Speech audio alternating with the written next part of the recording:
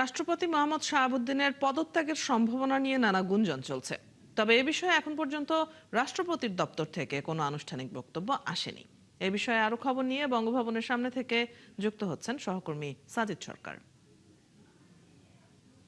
সাজিদ, রাষ্ট্রপতি শাহাবুদ্দিনের পদত্যাগের বিষয়ে বঙ্গভবন থেকে কোনো ধরনের তথ্য পেয়েছেন কিনা এবং এ বিষয়ে সবশেষ কি খবর আছে আপনার কাছে?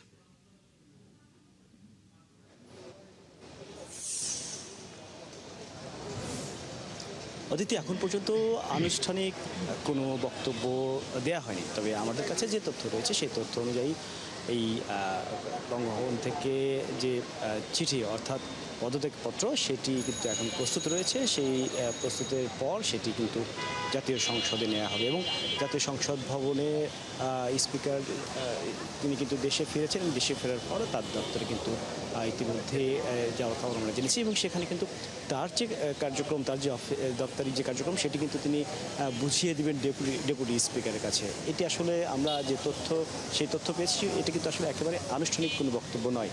তবে আমাদের কাছে যে তথ্য সেটি হচ্ছে যে ডেপুটি স্পিকারের কাছে দায়িত্ব বুঝিয়ে দেওয়ার পর তিনি একেবারে বঙ্গভবনে আসবেন এবং সেখানেই তিনি ভারপ্রাপ্ত রাষ্ট্রপতি হিসেবে বসবেন এবং আগামী যে 3 মাস রয়েছে সেই 3 মাস রাষ্ট্রপতির দায়িত্ব পালন করবেন। এরই মাঝেই কিন্তু নতুন করে রাষ্ট্রপতি নিয়োগের যে কার্যক্রম সাংবিধানিকভাবে সেটি কিন্তু হওয়ার সম্ভাবনা রয়েছে। তবে এর পাশাপাশি আমরা যেটি জেনেছি, বর্তমান রাষ্ট্রপতি মোহাম্মদ শাহাবুদ্দিন তিনি দায়িত্ব বুঝিয়ে দেওয়ার পর তার নিজ বাসভবন শনিবারের মধ্যেই তিনি গুলশানের তার বাসভবনে সেখানে যাওয়ার অভিপ্রায় ব্যক্ত করেছেন এবং সেই কারণে সকল কার্যক্রম কিন্তু সম্পন্ন করা হয়েছে এবং তিনি সহ তার দপ্তরে যারা কর্মকর্তা রয়েছেন তাদেরকেও কিন্তু একই নির্দেশনা তিনি দিয়ে রেখেছেন এবং সেই অনুযায়ী সেটি একেবারে প্রস্তুত রয়েছে। অর্থাৎ এই দাপ্তরিক যে চিঠি অর্থাৎ পদত্যাগপত্র সেটি সংসদে যাওয়ার পরপরই তিনি তার বাকি কার্যক্রম সেটি কিন্তু সম্পন্ন করবেন। অদিতি।